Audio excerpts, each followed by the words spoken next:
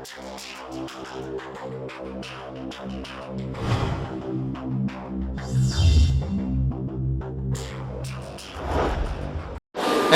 what's up guys? আজকে আমি বাংলাদেশ টেলিভিশনে যত বিজ্ঞাপন দেখানো হয় তাদের মধ্যে সবচেয়ে বেস্ট বিজ্ঞাপনগুলো আপনাদের কাছে তুলে ধরবো। ঠিক আছে, একদম বেস্ট বিজ্ঞাপন দিন। মামা একদম বেস্ট, পুরো বেস্টেস্ট, এরপরে কথাই না। ভাই একটু যান প্লিজ, ভাই ভিডিও হতেছে ভাই, যান। আচ্ছা আচ্ছা প্লিজ যান। যেটা বলতেছিলাম, চলুন দেখে আসি বাংলাদেশের টেলিভিশনের সবচেয়ে বেস্ট বিজ্ঞাপনগুলো। ও মামা best best best best best best.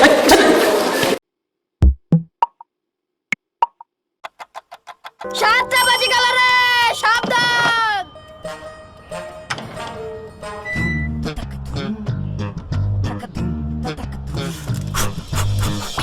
কাপড়ে এখন এমন ঝিলিক যে খালি চোখে তাকালেই ঝলসে যাবে। ওয়াশ আউট লন্ড্রি সার্ভিস, কাপড়ের মান রাখে নতুনের মতো ফ্রেশ। চশমা আপনারও লাগবে? কারণ সবাই এখন ওয়াশ আউট লন্ড্রি সার্ভিসে কাপড় দিচ্ছে। কাপড়ে তাই ঝিলিক আর ঝিলিক।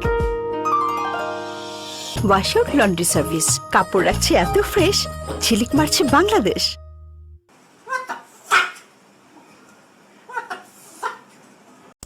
রেইনবো চ্যানেলের সকালের নিউজে আপনাদের সকলকে স্বাগত। কিছুক্ষণ আগে আমরা জানতে পেরেছি রূপনগরে এক ভয়াবহ অগ্নিকাণ্ড ঘটেছে এবং সে এক অজানা কারণে। আমরা এখনই চলে যাচ্ছি সেই স্পটে। স্পটে আছে আমাদের বিশ্বস্ত প্রতিনিধি আসিফ আজাদ। আসিফ, আপনি কি আমাকে শুনতে পাচ্ছেন? হ্যাঁ স্যার, আমি শুনতে পাচ্ছি আপনাকে। হ্যাঁ আসিফ, আমরা জানতে পেরেছি ওখানে নাকি খুব ভয়াবহ অগ্নিকাণ্ড ঘটেছে। আপনি কি ফায়ার সার্ভিসের সাথে কথা বলেছেন? এর উৎস কি? আমাদেরকে জলদি জানান, আমাদের মোবাইল টাকা নেই, জলদি লাইন কেটে যাবে। শালা কি এক কোম্পানিতে চাকরি করি, মোবাইলে টাকাও থাকে না। হ্যাঁ স্যার, আপনি যা শুনেছেন তা ঠিকই শুনেছেন। আজকে সকালবেলা আমার ফায়ার সার্ভিসের সাথে কথা হয়েছিল, তো তারা আমাকে জানিয়েছে আজকে সকালবেলা কেউ একজন ওয়াশ আউট ডিটারজেন্ট দিয়ে কাপড় ধোয়ার কারণে প্রচণ্ড ঝলকানিতে রূপনগর এই এলাকাতে অনেক জায়গায় আগুনও ধরে গেছে। তো আমি এই খবর যতদূর জানতে পেরেছি এবং আগুনে অনেক জায়গায় অনেক ক্ষয়ক্ষতি হয়েছে, প্রেমিক প্রেমিকারা তাদের জান নিয়ে পালিয়ে বেঁচেছে। তো এটাই ছিল আমার কাছে সর্বশেষ খবর। হ্যাঁ স্যার, রূপনগরে নাকি অনেক মানুষ সে আলো ঝলকানিতে অন্ধ পর্যন্ত হয়ে গেছে, তা কি সত্যি? হ্যাঁ স্যার, আপনি যা বলেছেন সেটা একদমই ঠিক। আলোর ঝলকানিতে কয়েকজন অন্ধ হয়ে গেছে এই খবর আমরা পেয়েছি। তো আমার মনে হয় আমরা এরকম একজনকে খুঁজে পেয়েছি যে অন্ধ হয়ে গেছে। ভাই এদিকে আসেন। জি ভাই। ভাই আপনি কি আলোর ঝলকানিতে অন্ধ হয়ে গেছেন এরকম একজন? জি ভাই, আগে বলেন আমাকে টিভি কি দেখাচ্ছে? হ্যাঁ হ্যাঁ দেখা যাচ্ছে। হ্যাঁ আসেন একটা সেলফি তুলি ভাই। আচ্ছা সেলফি পরে আমি একটু আমাকে দেখাই মানে সকালবেলায় মহিলা হোস্টেল উদ্দেশ্যে আমি বেরিয়েছিলাম, সানগ্লাস নিতে ভুলে গেছি। তারপরে হঠাৎ করে একটা আলোর ঝলকানি আসলো, হঠাৎ করে তারপর থেকে চোখে আর কিছু দেখতেছি না। কতক্ষণ আপনি এই যে কথা বলতেছেন, এত কিছু করতেছেন, তাও মানে সেলফি টেলফি তুলতেছেন, তাও কিন্তু আমি দেখি নাই। ওই দেখেন দূরে একটা সুন্দর মহিলা দেখতে পাইছি নীল ড্রেস পরা। না ভাই, কোথায় ভাই? ওই যে দূরে। হ্যাঁ হ্যাঁ, এই যে আপনারা দেখতেছেন, আমি দেখতে পাচ্ছি না। মানে আলোর রেইনবো টিভিতে দেখা যাচ্ছে, আমি দেখতে পাই নাই। এই সানগ্লাস না আনাটাই আমার জন্য যে কালো হয়ে দাঁড়াবে, এটা আমি ভাই বুঝতে পারিনি ভাই। আমি আচ্ছা ঠিক আছে, যাই হোক স্যার, আমি কিছু বুঝলাম না মাত্র এখানে কি হলো। তো এটাই ছিল আমার কাছে সংবাদের সংবাদ। আমি কিন্তু দেখি না ভাই, আমি কিছু দেখি না ভাই। দাদুরে, একটু যদি মুক্ত বাতাস পেতাম।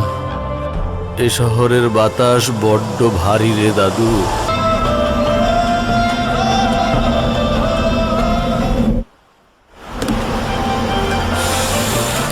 দাদু তোমার বাতাস। মুক্ত বাতাস। লক্সি কন্টেনারে ব্যবহৃত হয় বিশেষ ধরনের লিভার যা বাতাসকে পুরোপুরি আটকে রাখে, তাই ভেতরের খাবার থাকে সবসময় সতেজ। লক্সি কন্টেনার। রোগীর অবস্থা খুবই খারাপ, জলদি অক্সিজেন স্যারের সামনে দিতে হবে, জলদি নিয়ে আসো।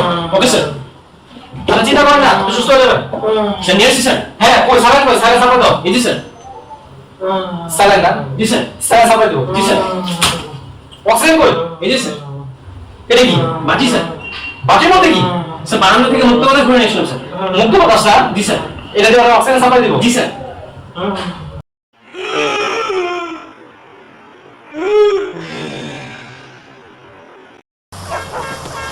উফ, এই রাস্তাটা মনে হচ্ছে কাপড় থেকেও এখন দুর্গন্ধ বের হবে।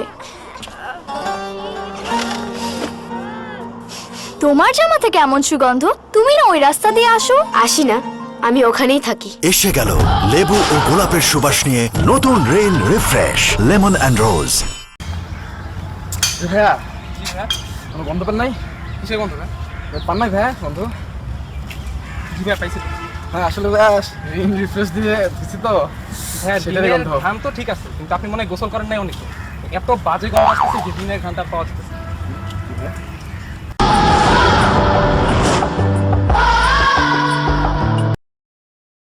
পৃথিবীতে আজ আমার সবচেয়ে বড় প্রবলেম, না গ্লোবাল ওয়ার্মিং, না পলিউশন, না ট্রাফিক, না আমার বাবা মা।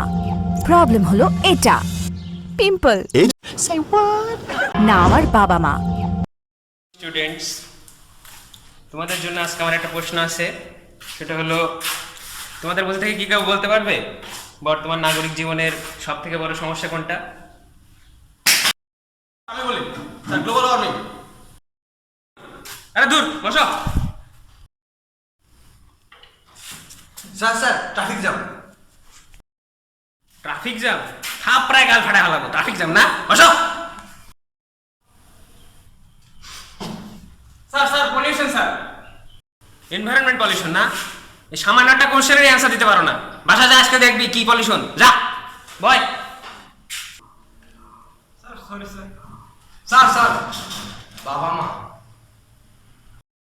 বাবা মা? বাবা মা অনেক বড় প্রবলেম, তবে এর থেকে অনেক বড় একটা প্রবলেম আছে। আমি যেটা জানতে চাচ্ছি সেটা হলো কাছাকাছি গেল। এনিওয়ান? কি ব্যাপার, কেউই পারো না? আমি জানি তোমরা পারবা, ওর তো কাছাকাছি গেছে। Anyone please? স্যার বলো। Sir pimple. Correct, brilliant. আসো বাবা, তুমি ওর বুকে আসো। দেখছো, ওর মতো পড়ালেখা করবা। পিম্পল, এটাই সব থেকে বড় প্রবলেম।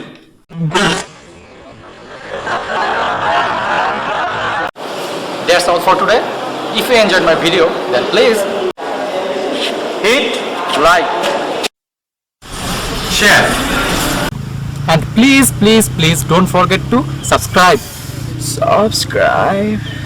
রেইনবো নাকি?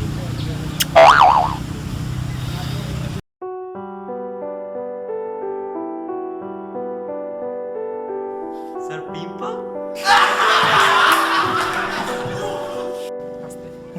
আমি মানে মাথায় এমনি জাস্ট উঠবো, এই আসলে না আছে না উঠা মাথায় দাঁড়া, আবার এখন বসে পড়বো। মানে ইয়া করবি, বেশি উঠাবি না, ক্যামেরা কিন্তু এই জায়গায়।